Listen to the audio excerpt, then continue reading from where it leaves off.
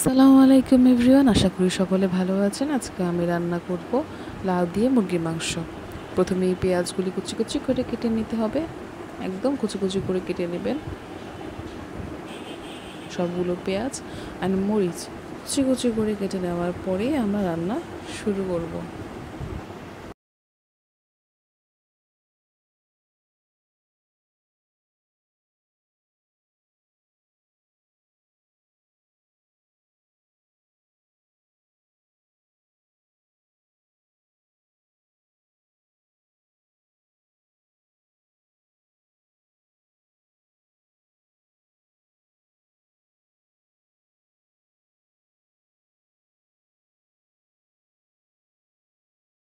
পেঁয়াজ আর মরিচগুলো সুন্দর করে কেটে নিয়ে হয়েছে, এখন রান্না শুরু করব। বিসমিল্লাহ। যে কোনো কাজ শুরু করার আগেই চেষ্টা করুন বিসমিল্লাহ বলার, তাহলে কাজে বরকত আসবে। তেলটা গরম হয়ে গেলেই আমরা দিয়ে দেব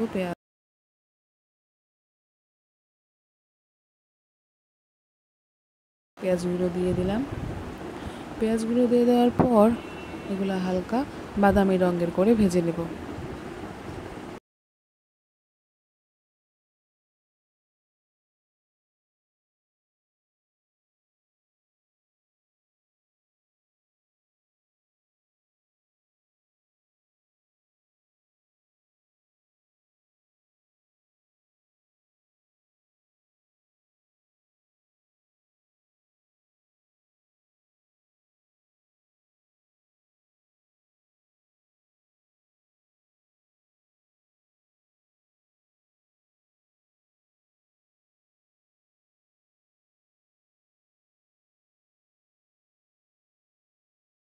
এখন দিয়ে দিব দালচিনি এলাচি, কয়েকটা লং আর দুটো তেজপাতা।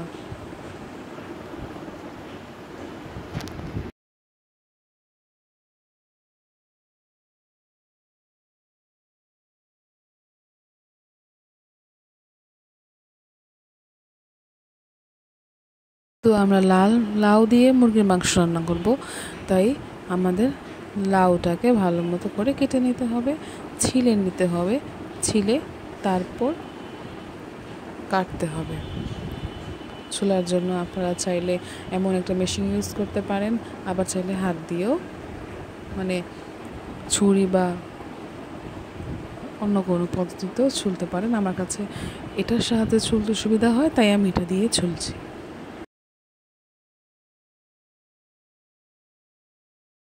দেখতেই পাচ্ছেন পেঁয়াজটাও ভাজা ভাজা হয়ে গিয়েছে। এখন দিয়ে দিব 2 চামচ আদা রসুন বাটা,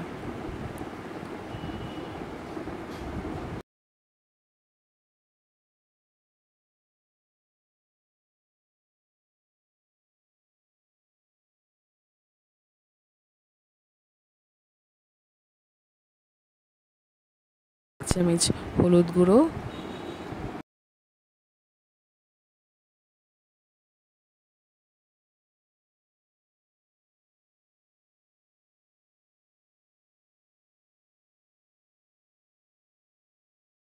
চামচ মরিচের গুঁড়ো। ঝালটা আপনারা নিজেদের স্বাদ মতো দিতে পারেন। আমরা ঝাল কম খাই, তাই আমি হাফ চামচ দিয়েছি। আপনারা চাইলে 1 চামচ কিংবা 2 চামচ দিতে পারেন। ভালো মতো নাড়াচাড়া করার পর হালকা একটু ভাজা ভাজা হয়ে গেলেই দিয়ে দেবেন 1 কাপ পানি। 1 কাপ পানি দিয়ে দেওয়ার পর সেটাকে ভালো মতো নাড়াচাড়া করে কিছুক্ষণের জন্য কষানোর জন্য রেখে দিতে হবে।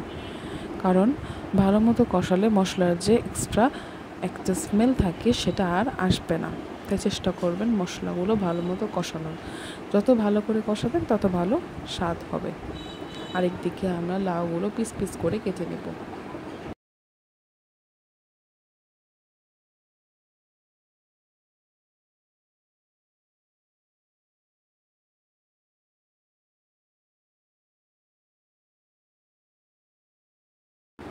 আবারও রান্নায় চলে গেলাম। দেখতেই পাচ্ছেন মশলাটা ভালো মতো কষানো হয়ে গিয়েছে, খুব সুন্দর একটা কালার এসেছে, আর মশলার এক্সট্রা যে স্মেলটা সেটা আর আসছে না।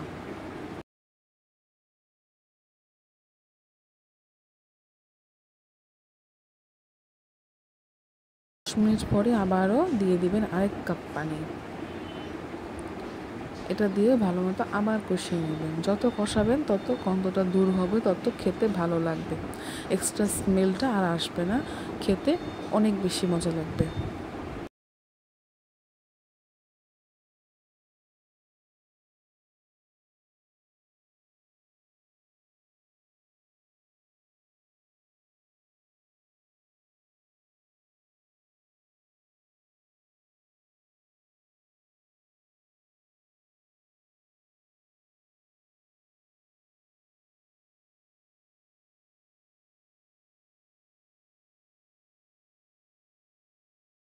এটা কষানোর পর চলুন আমরা মুরগিগুলো ধুয়ে নেব।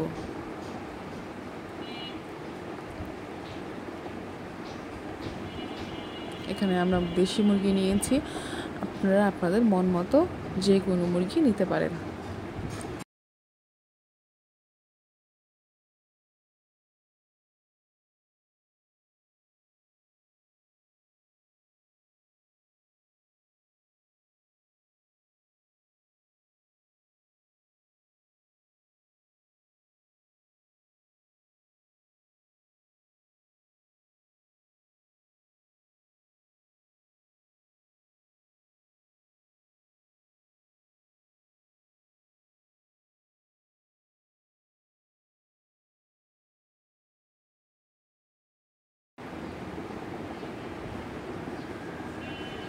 এখন আমরা ধুয়ে রাখা মুরগিগুলো এই তরকারির মতো দিয়ে দেব।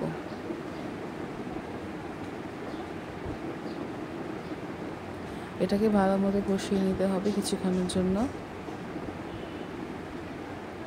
নাড়াচাড়া করে কিছুক্ষণের জন্য রেখে দিতে হবে।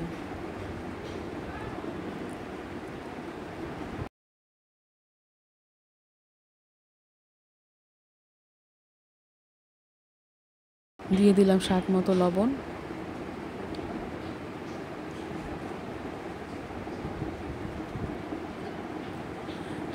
এখন দিয়ে দিব লাউয়ের পিসগুলো, যেগুলো আমি কেটে ধুয়ে রেখেছিলাম। এখন হালকা নাড়াচাড়া করে এটাও কিছুক্ষণের জন্য কষানোর জন্য রেখে দিতে হবে। মনে রাখবেন, তরকারি আসল টেস্টই হচ্ছে তার কষানোর মধ্যে। যত ভালোভাবে কষাবেন তত টেস্ট আরও বেশি আসবে।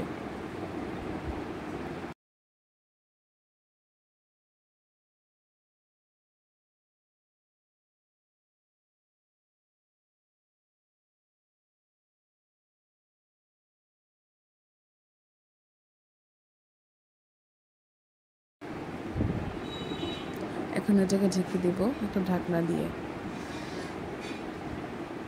কিছুক্ষণ পরে ঢাকনাটা তুললেই দেখতে পারবেন যে কি সুন্দরভাবে এটা হচ্ছে।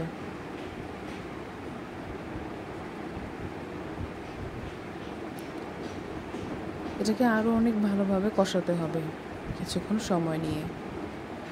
10 থেকে 15 মিনিট এটাকে কষানোর জন্য রেখে দিতে হবে। এক্সট্রা কোনো পানি ইউজ করা যাবে না। 10 থেকে 15 মিনিট পর আমি এটার মধ্যে দিয়ে দিচ্ছি বেশ কয়েকখানি পানি। ওকে একটু নাড়াচাড়া দিয়ে আবারও ঢেকে দেব, যাতে এটা ভিতরে ভালো মতো কুকড হয়ে যায়। আধা ঘন্টা পর এসে চেক করলেই হয়ে যাবে আমাদের সুস্বাদু লাউ দিয়ে মুরগির মাংসের ঝোল।